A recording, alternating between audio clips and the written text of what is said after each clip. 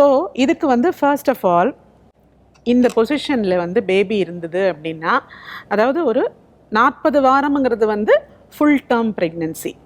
ஒரு 35-36வது வாரத்துக்குள்ளேயே குழந்தையின் தலை கீழேயும் அந்த பெல்விஸ்க்கு உள்ளேயும் நுழைஞ்சு இப்படி வந்து இருக்கும்.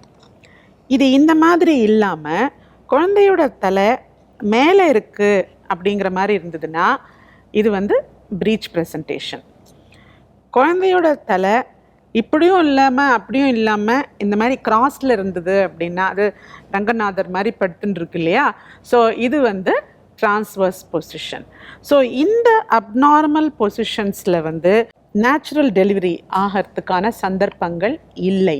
ஏன்னா அது குழந்தைக்கும் பிரச்சனை, அம்மாவுக்கும் பிரச்சனை.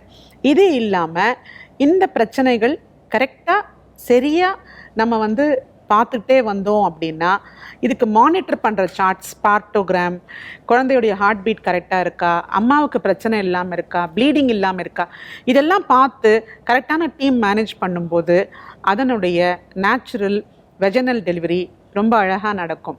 உங்களோட உடற்பயிற்சி, உணவு கட்டுப்பாடு, எல்லாத்துக்கும் மேலே உங்களுடைய mind control is very important.